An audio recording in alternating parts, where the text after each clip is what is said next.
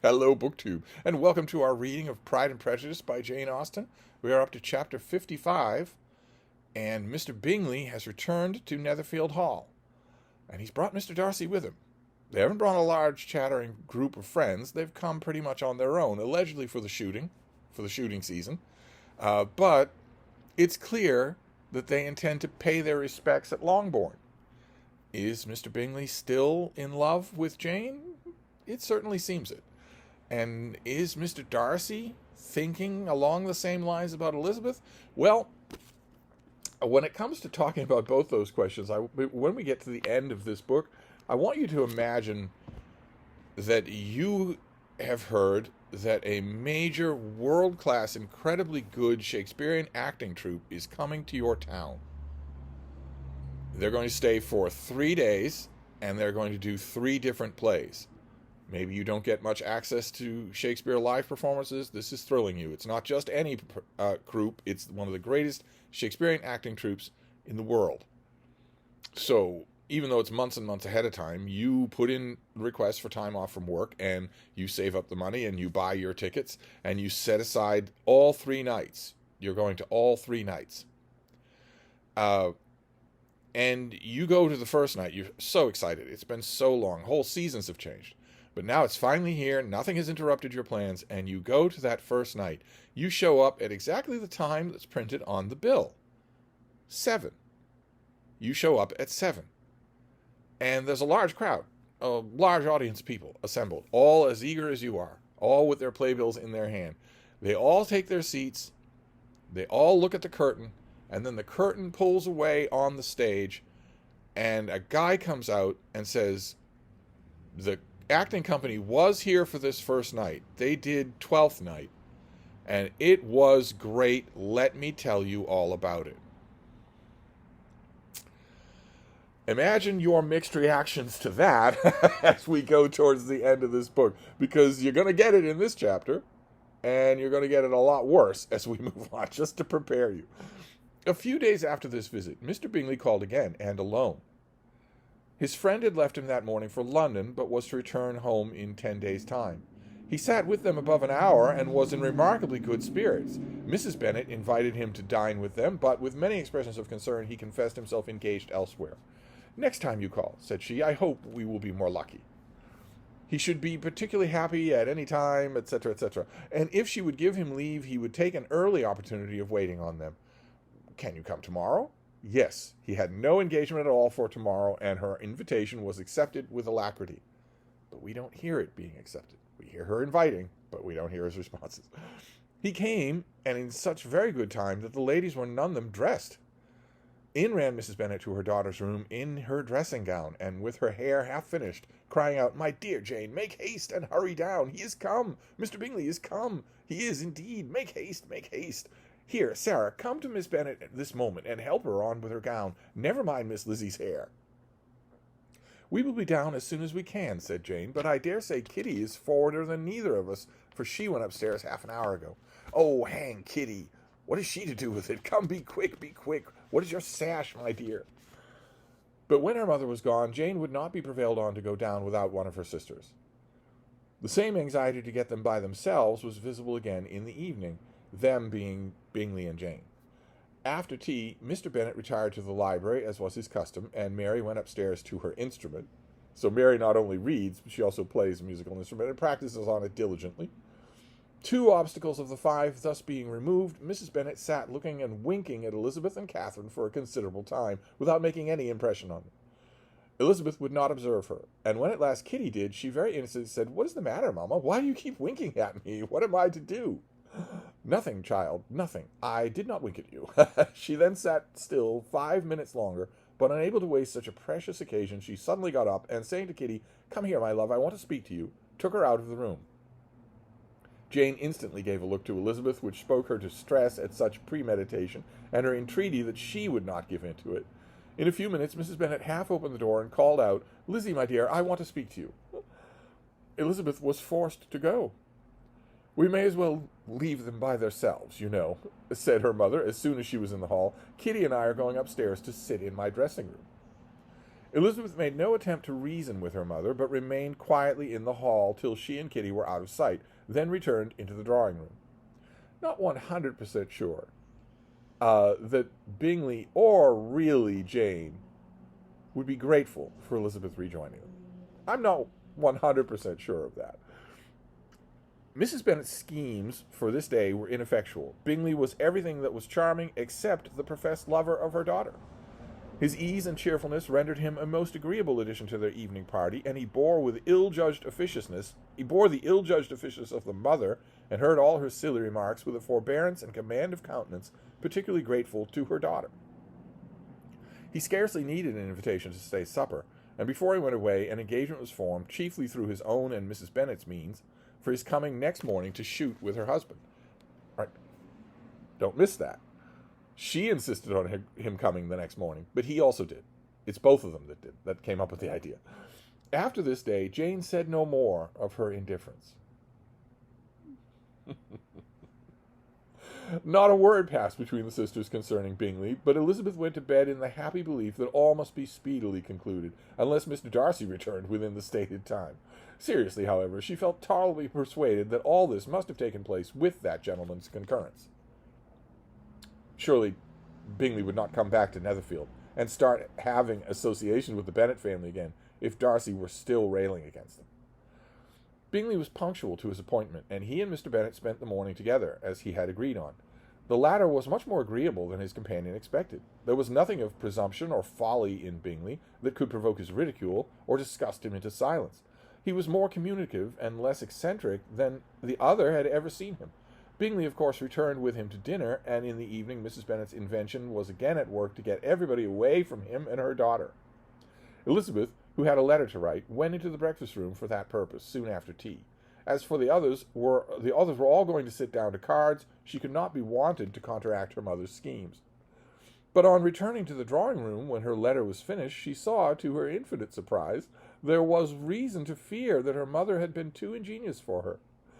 On opening the door, she perceived her sister and Bingley standing together over the hearth, as if engaged in earnest conversation. And had this led to no suspicion, the faces of both, as they hastily turned round, moved away from each other, would have told it all. Their situation was awkward enough, but hers she thought still worse. Not a syllable was uttered by either, and Elizabeth was on the point of going away again when Bingley, who as well as the others had sat down, suddenly rose up, and whispering a few words to her sister, ran out of the room. Jane could have no reserves from Elizabeth, whose confidence would give pleasure, and instantly embracing her, acknowledged with the liveliest emotion that she was the happiest creature in the world. Meaning, Bingley has proposed, which we did not see, and we did not hear. And if Bingley has proposed, that means he has discussed it with Mr. Bennet, which we did not see, and we did not hear. "'Tis too much," she added, "by far too much. I do not deserve it. Oh, why is everybody not as happy?" First thing Jane thinks is, why can't everybody be this happy? Elizabeth's congratulations were given with a sincerity and a warmth and a delight which words could but poorly express. Every sentence of kindness was a fresh source of happiness to Jane, but she would not allow herself to stay with her sister, or say half that remained to be said, for the present. "I must go instantly to my mother," she cried. "I would not on any account trifle with her affectionate solicitude, or allow her to hear it from anyone but myself. He is gone to my father already. Oh, Lizzie, to know what I have to relate will give such pleasure to all the dear family. How shall I bear so much happiness?" She then hastened away to her mother, who had purposely broken up the card party and was sitting upstairs with Kitty. Elizabeth, who was left by herself, now smiled at the rapidity and ease with which an affair was finally settled, that had given them so many previous months of suspense and vexation. Yes, by all means, keep the focus on Elizabeth standing there in the drawing-room, instead of following Jane upstairs to talk to her mother. That's not a scene we want to see, at all. "And this," said she, "is the end of all his friends' anxious circumspection, of all his sister's falsehood and contrivance. The happiest, wisest, most reasonable end." In a few minutes she was joined by Bingley, whose conference with her father had been short and to the purpose. "Where is your sister?" he said hastily, as he opened the door. "With my mother upstairs. She will be down in a moment, I dare say." He then shut the door, and coming up to her, claimed the good wishes and affection of a sister. Elizabeth honestly and heartily expressed her delight in the prospect of their relationship. They shook hands with great cordiality, and then, till her sister came down, she had to listen to all he had to say of his own happiness, of Jane's perfections, and in spite of his being a lover, Elizabeth really believed all his expectations of felicity to be rationally founded, because they had for a basis the excellent understanding and super excellent disposition of Jane, and a general similarity of feeling and taste between her and himself. It was an evening of no common delight to them all. The satisfaction of Miss Bennet's mind gave a glow of such sweet animation to her face as made her look handsomer than ever. Kitty simpered and smiled and hoped her turn was coming soon. Mrs. Bennet could not give her consent or speak her approbation in terms warm enough to satisfy her feelings, though she talked to Bingley of nothing else for half an hour, and when Mr. Bennet joined them at supper, his voice and manner plainly showed how really happy he was. Not a word, however, passed his lips in allusion to it, till their visitor took his leave for the night. But as soon as he was gone, he turned to his daughter and said, "Jane, I congratulate you. You will be a very happy woman." Jane went to him instantly, kissed him, and thanked him for his goodness.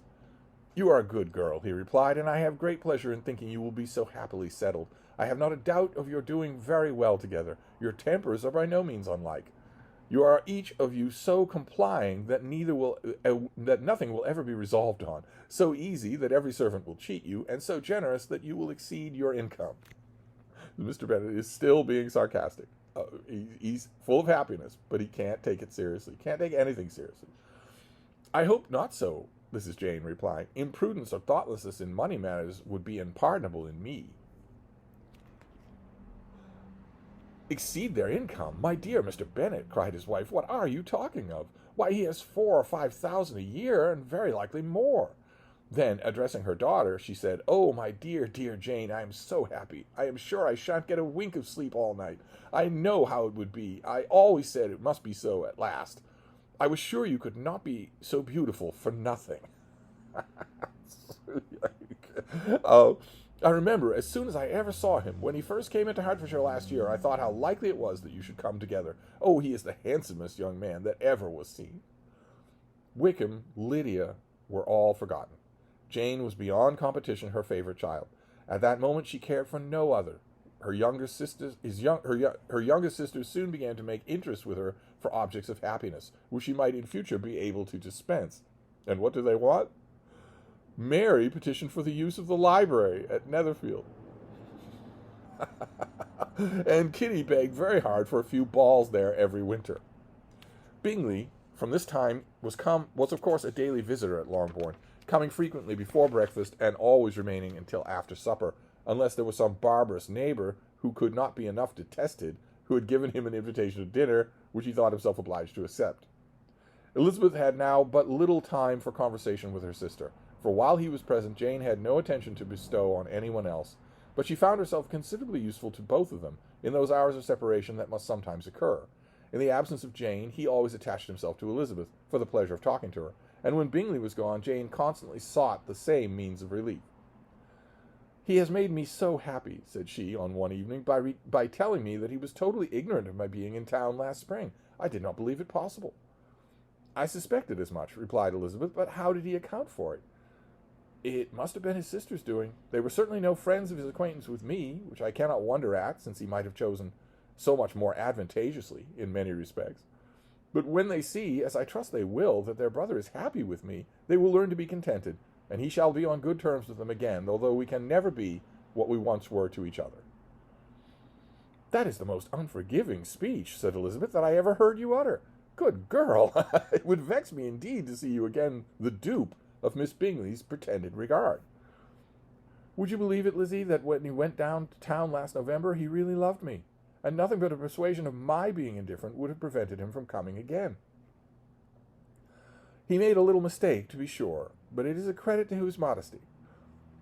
This naturally induced a panegyric from Jane on his diffidence and the little value that he put on his own good qualities. They can't stop praising each other, Jane or Bingley. Elizabeth was pleased to find that he had not betrayed the interference of his friend, for, though Jane had the most generous and forgiving heart in the world, she knew it was a circumstance which must prejudice her against him. So Bingley doesn't tell Jane, and Elizabeth is not going to tell Jane, that he was originally drawn away from Meryton. He was originally drawn away from Netherfield Hall by Darcy. and kept apart from Jane by Darcy in the city. Bingley has not told her that, and Elizabeth is not going to tell her that, although I think Elizabeth is wrong. If Jane did know that, she would eventually just understand it. She is super rational. She is super graceful. So I think it wouldn't be that big of an impediment. I am certainly the most fortunate creature that ever existed, cried Jane. Oh, Lizzie, why am I thus singled out from my family and blessed above them all? If I could but see you as happy, if you were but such another man for you.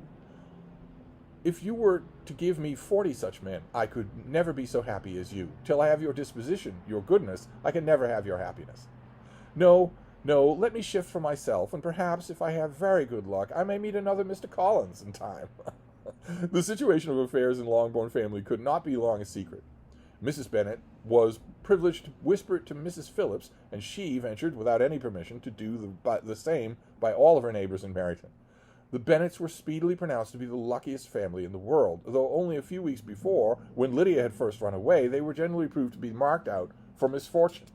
So how quickly things have changed. When Lydia runs away with Mr. Wickham, and then it all has to be hastily and hurriedly fixed up, the whole neighborhood can't stop talking about what horrible times the family has fallen on. But now, the eldest daughter, the worthiest daughter, the most beautiful daughter, has married a man with $5,000 a year and a hall right there in Meryton. How incredible! And it's a love match, which pretty much everyone involved except Lydia realizes is not the same with her relationship with Wickham. So now the whole neighborhood can't get enough of that. It makes you wonder what Mr. Collins must think. The word won't be long in getting to him. After that horrible letter of his, makes you wonder what he thinks of all this. Especially since originally, before he settled for Elizabeth, he did have his eyes on Jane, and he certainly does not have $5,000 or $6,000 a year. Anyway, a plot line has been settled here. It has been settled almost entirely off stage, but it has been settled that Jane and Bingley have finally spoken their feelings to each other and got permission to wed. How incredible. So that is our chapter for today. We don't have many more chapters left, but if only such a man could be found for Elizabeth. Anyway, we'll wrap this up for now, and I'll be back. Thank you, BookTube.